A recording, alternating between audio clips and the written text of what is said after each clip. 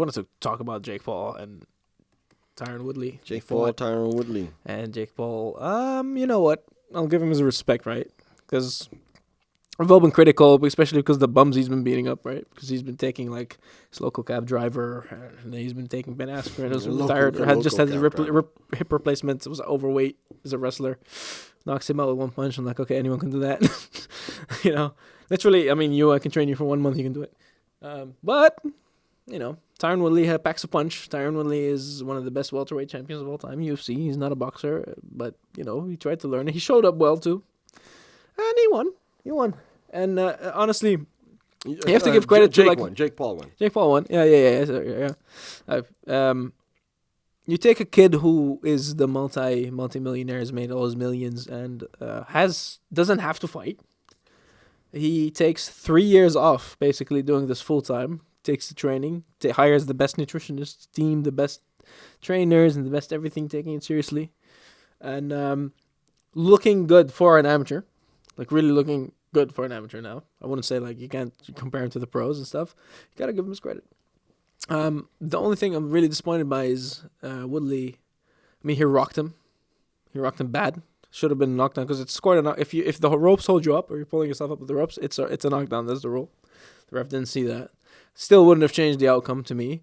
I'm a bit surprised because there's a lot of fighters and everything, and I don't know if it's like being blinded by delusion or something that are convinced that Tyron Woodley won, just like Woodley himself was convinced that he won. He was convinced himself that he would win, or yeah, and one blind ass judge gave him the fight too. But you know, and I'm not being like I had my money on Woodley, right? So I lost money on Woodley. I wish he won. He didn't. He just got outpointed. He had the bigger shots, the bigger moments, of course, but that's not how you win boxing. In a fight, if this wasn't rounds, if this wasn't 8 rounds and stuff, I would give it to Woodley. As a fight, I would give it to Woodley. As a boxing match, I give it to Jake Paul. You played the game right. You know, you scored your points, everything. You survived. I was really surprised you survived because from the 3rd round onwards, he's like breathing out of his mouth heavy. He's finished. I'm like, oh, this is over for him. It's not gonna last long. But then Tyron, you know, what his issue was, and his end of his career in UFC as well, is he had no output, and it was weird to see it. Like he tried to close the distance in a way that a wrestler would, and his stance wasn't right. Like he was sort of trying to waddle in like that, and then try to throw punches as well. And at some point, it was like you had 2 guys. You had Jake Paul backing off the whole time, stepping on his back foot, and Woodley just standing there waiting for one shot. But every time he's waiting for that one shot, at some point Jake's going to throw and land a few softer ones or a few taps, and that's how you score. But, you know, you just got to give him something to think about. If you look at the fight, I don't know if you're going to check it out, but he was open, like Jake was open most of the time. He was there to get hit. He just didn't go for it. You know, and I'm sure like he would adapt to strategy more if someone was like more aggressive towards him or going forward more, but he didn't have to because Tyron wasn't doing it. He was looking for that one perfect shot, which you're not really gonna get with a boxer who's moving his footwork. Yeah. Because back in the UFC, like you couldn't really move the same way backwards because there's the threat of his takedown. His wrestling was insane, right? So he would use the fake, you know, takedown attempt to get to you with the hands as well. Jake knows there's no takedown. This is boxing, so no, I got enough to think about. So. Just at least, like, just if I do this the whole time, at least your eyes are occupied the whole time. Then you can take someone by surprise more. There was none of that. There was not a single jab. There was no, like, fake. Just feint, even if you're too far. Just at least extend your arm like this. Because then you're like, when is he going to throw? Is he going to throw? Like, because, you know, maybe he's going to pop it now. And then suddenly the right comes. Like, you know, there's none of that. Like, it's like inexperience as a boxer. Like, he just, like, as long as he's fought, like, 39 now, he's also getting older. Doesn't look it, and he's in shape.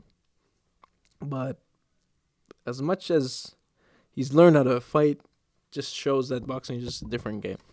You can't just it's chess learn match, it man. like It's chess. Yeah, and it's chess with fists. It's chess with fists, exactly. You can nullify that if you have output, knowing that you have the power. Of course, he's undersized. Jake's bigger. Oh, that Jake's, too. A lot bigger. They weighed the same, but you know, it's one is cutting weight, one is not cutting weight at all, just natural weight. Because he used to fight at 170 pounds, Tyron Woodley. Okay. And Jake is naturally like 210 pounds or something. This is like 50-pound difference. It's like, and now he went down. They fought at 190. So Tyron is up 20. Anyway, and just the height difference was too big. But even though Jake won pretty clearly to me, like I think the scorecard like 6-2 was close. At best, if you score the knockdown, especially at very best. He might have scraped a draw if the knockdown was scored. That's really a stretch as well. Still think if they rematch, because Woodley really wants the rematch, he feels fucked. And part of me thinks he was too hesitant to take a risk, because he's like, it just takes one punch. And if I get knocked out by this guy, my entire legacy and name will be ruined. Yeah, so he was too scared maybe to get hit by... Even though he did take some of the biggest shots and he was fine. But Jake's like, take a tattoo. Like, they had some agreement that, the loser would get I love Jake Paul or I love Tyron Woodley tattooed on their body, the name. He's like, well, get the tattoo. We'll get the rematch. And he's like, well, bet. And then it's like, oh, fuck. He didn't want the rematch. Jake doesn't want a rematch? Jake doesn't want, he didn't want the rematch, but... Because he knows it's dangerous still. He got rocked bad as well. But so I think even with the rematch, despite everything we know about Paul and him winning and being a decent boxer now and everything, I still think Woodley wins the rematch. Yeah, the second one? You don't put money on it again? I mean, learn from your mistake. Yeah.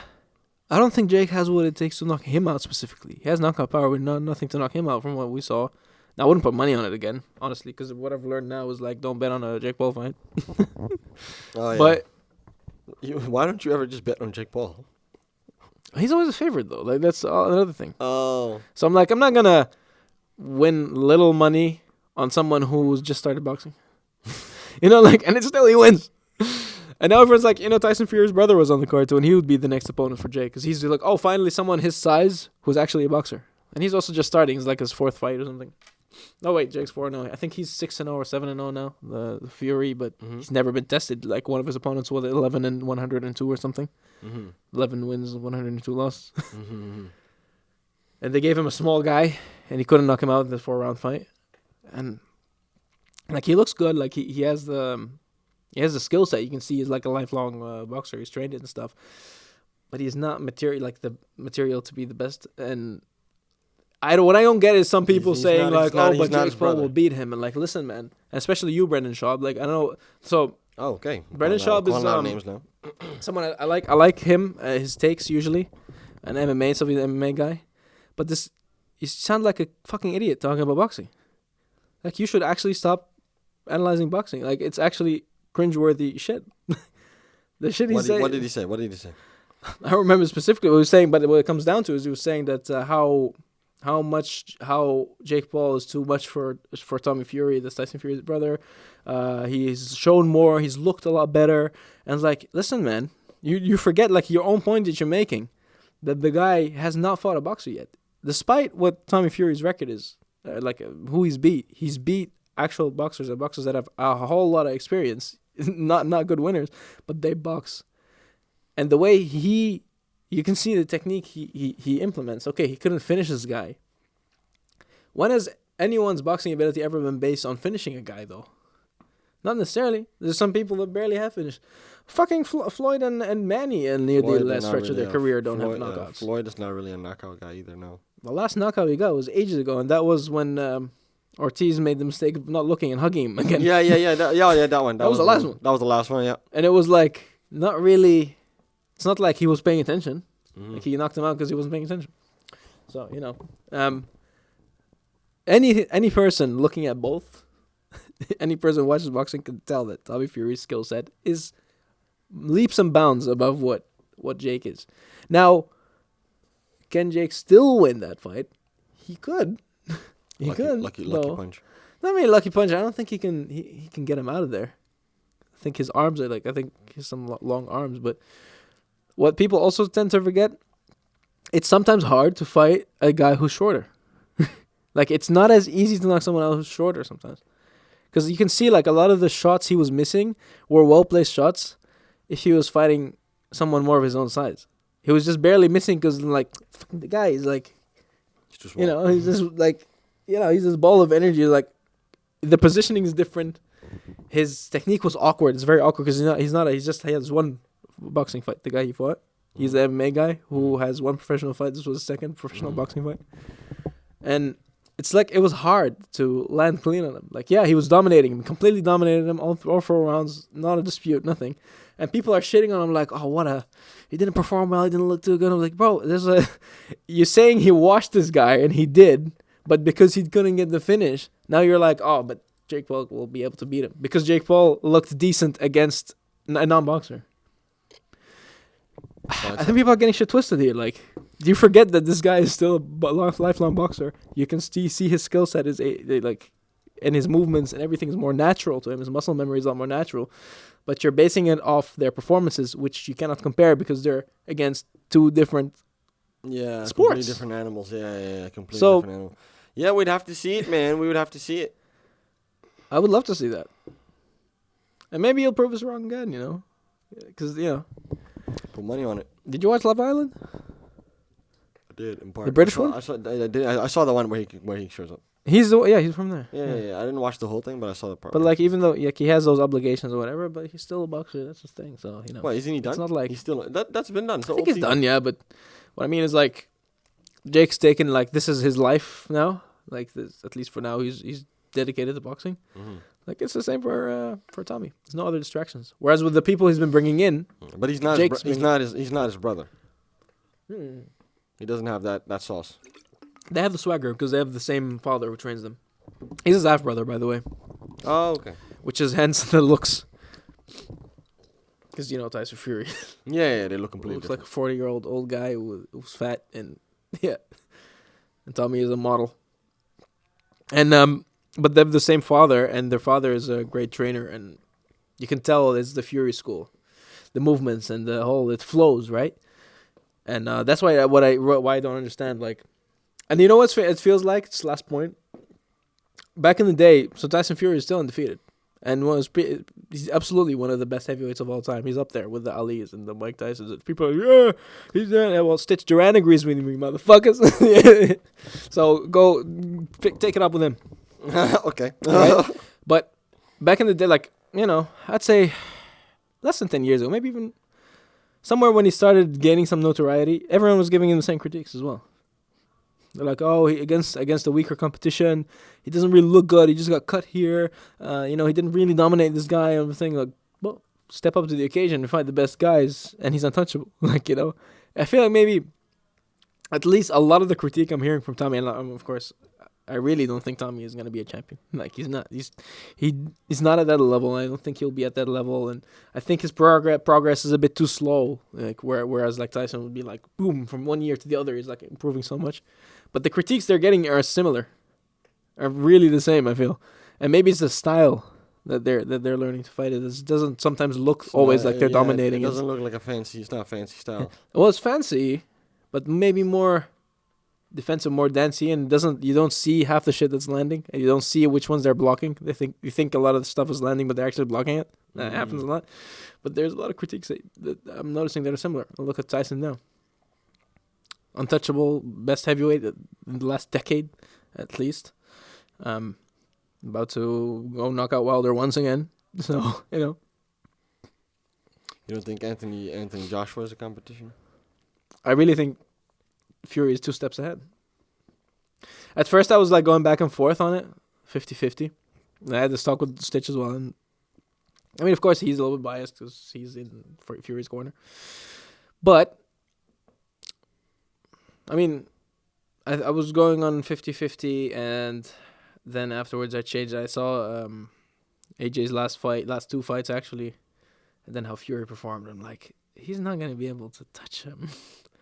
I think it's just unlucky that it's one of those things where you think AJ is just unlucky that he's born in the same era, because like Tyson Fury is one of those that happens to show up once every 30 years or something. One of those talents, like the legends of the sport, the Tysons and the Alis and the Haglers, and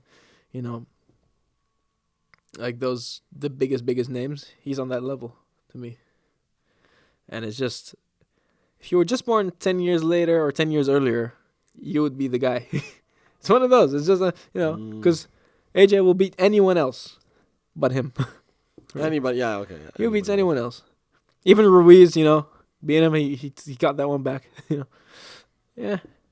So, but Tommy ain't no. The only thing I agree is like Tommy and Tyson are not. It's not the same. Not the same.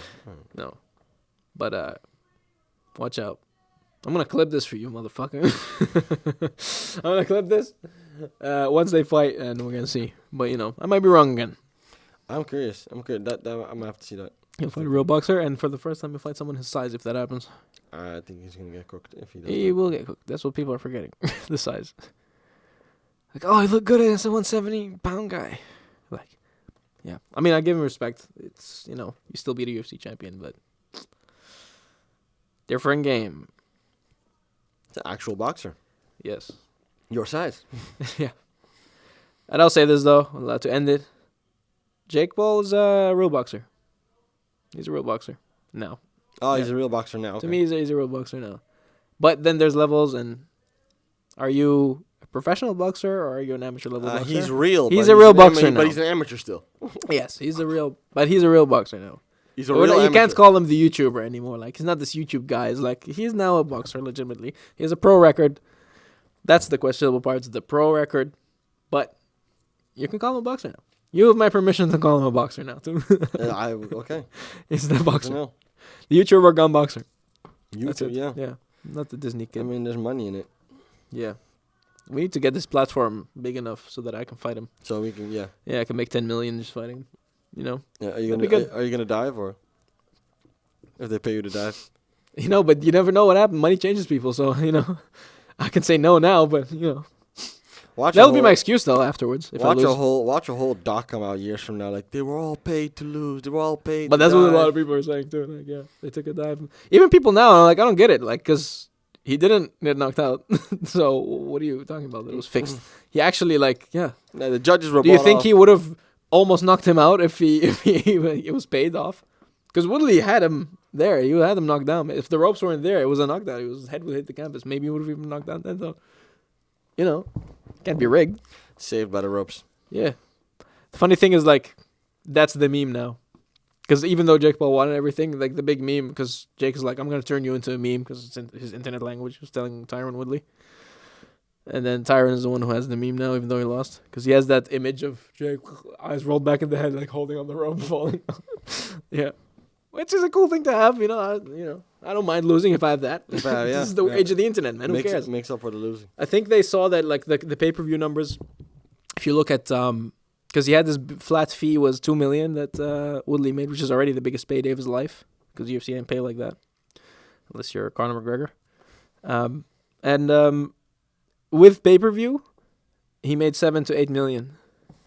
Imagine that $2 million was already his biggest payday ever for a fight. He made 7 or 8. Another thing I'll give Jay credit for. He did this whole thing. He was talking about fighter pay, and everyone was like, yeah, he's just doing this to piss Dana White off. He's talking about how the fighters are underpaid and everything.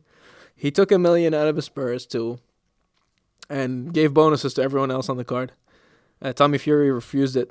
Well, Tommy didn't get it because he's supposed to be his next opponent. They've been talking shit to each other back and forth. And then Daniel Dubois, this other heavyweight who had a great knockout as well, he refused it because he's friends with Tommy Fury. So he refused the $50K extra. It's just dope. It's like, you're going to refuse $50K just because this guy's beefing with your boy and he's giving you the money? Awesome, man. That's principle. Principle. Fuck that guy. Yeah, he's probably going to go broke, though.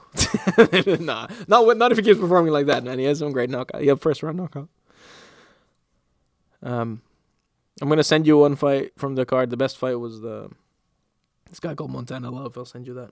Oh, okay. That's definitely back and forth. They knock each other down, and yeah, it's crazy. Cool.